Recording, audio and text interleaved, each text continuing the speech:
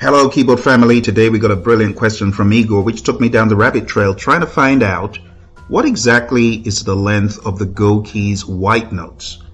Now, as I began to study that, I started thinking about the implication of playing pianos, keyboards, instruments with notes that are smaller than the norm, for those of you who grew up playing the piano right from scratch. So those piano notes are roughly 15 centimeters. Anything less than that is going into the smaller range. So the Go keys, as you'll find out, is not 15. Stay tuned for that in the video. But studying what the effect is of playing a smaller piano, a smaller key size, number one, we have the finger stretch, right? So with smaller keys, pianists with large hands, instead of having to stretch, they now feel cramped and they find it harder to navigate the keyboard comfortably. All those flying scales you do on a smaller keyboard, you're going to feel very clumsy trying to do that. But smaller hands would find the larger keys more challenging. So it really depends on your hand span. For me, on the regular piano, I can play a C and a higher octave E with either my right or my left hand. Some people find it hard to hold an octave, let alone. So for people that have a larger stretch, they will find the smaller keys more difficult. But one of the people I admire in music, rest his soul, is Chick Corea. And my goodness, Chick can navigate pianos, regular size, micro size, like when you see him on the Mini Moog, he's just as dangerous on the Mini Moog as he was on the Keytar, the Yamaha KX series. So it really depends on how you train yourself. Chick has really inspired me to want to train myself to switch. So I have a micro Korg, which is way smaller than that. It's definitely going into maybe 8 centimeters or even smaller, but I'm able to navigate that because I've trained myself to do that.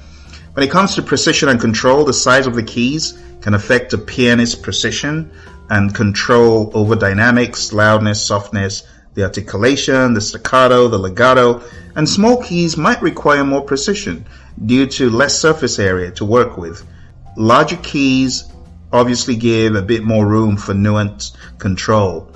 When it comes to the technique and adaptation, as I said, just like Chick, I find myself needing to adapt my technique when I'm transitioning between keyboard and piano. The way I hit a real piano versus the way I might hit a 61 key keyboard. And then if it's Go keys that is even smaller, I can't play my scales the way I normally do. That is not to say I don't mentally switch immediately and physically to a workaround. So the adaptation does involve adjustments in finger placement, in hand positioning, and overall sensitivity. But that can be overcome, as Chick has demonstrated. When it comes to comfort and fatigue, playing on keys that are too small for your hands or are too large for your hands, it can lead to discomfort or even fatigue over extended periods. So just watch your hand placement, how high or how low you place your elbows, the proximity to the keyboard itself, and just be familiar with how you're feeling as you play, because it's all about being safe and being comfortable.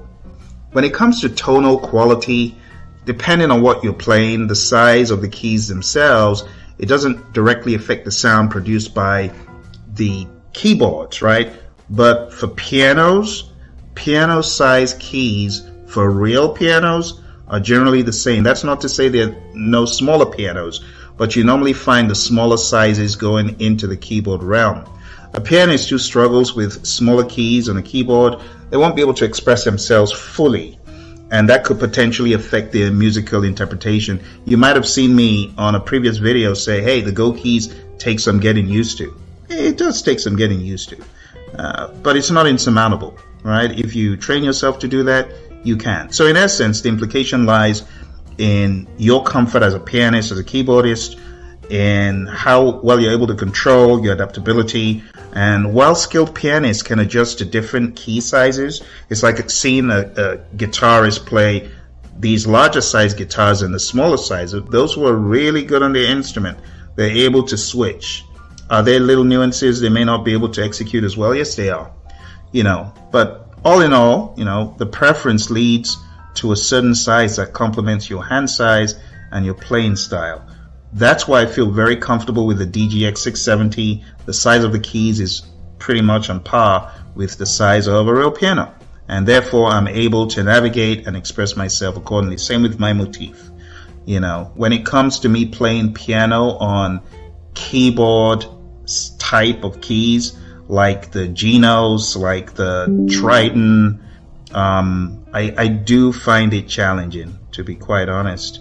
I find it, I need to kind of hold back on the fire. Like the way I hit the piano is not the way I'm going to hit any of those keyboards. Okay, my friend. Well, I hope this gave you some food for thought, some perspective. I want to say a big shout out to Igor. Thank you for sending in this question. And I hope it answers the questions you had and why. Give you a little bit of food for thought as well, Igor. Thank you. Bye for now.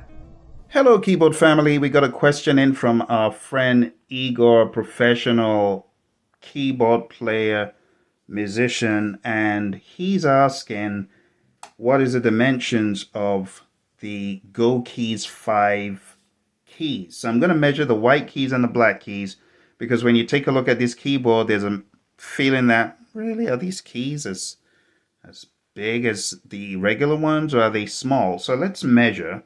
So putting this all the way to where they start, right at the tip, and measuring, we can see this is approximately 14.2 centimeters. All right, Igor, I hope that answers your question. So if I push it way back into the bed of the thing, it does look like 14 and a tiny bit more, but it's, you can say 14 is a good measurement. As far as the black keys, we do the same.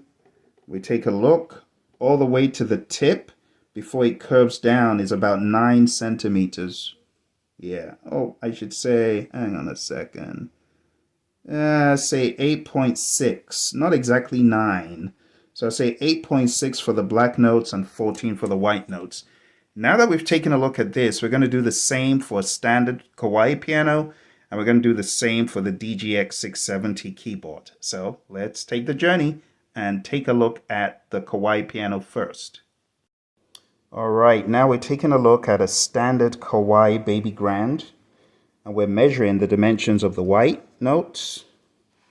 And here, from my measurements, this looks like roughly, if I let it just be on the lip there, it's about 15.25. See that? 15.25. We take a look at the black notes. The black keys, if I just measure them from the top to the tip before they curve off, it's very similar to the dimensions we had before. It's about 9. And that's it for the Kawai Baby Grand. Last but not least, we have the DGX 670. And if we measure the notes from there to here, as you can see, we have about the same as the piano, about 15, right? And then the black notes, before they taper off, they're just about 8.5. So the black keys seem to be a tiny little bit shorter than the black keys on the Kawai, almost about the same on the Go keys, but as far as the length of the keys, 15 for the DGX, which are obviously bigger than the 14 we measured, 14 centimeters that we measured for the Go keys. All right, well, that's it, my friends. Bye for now.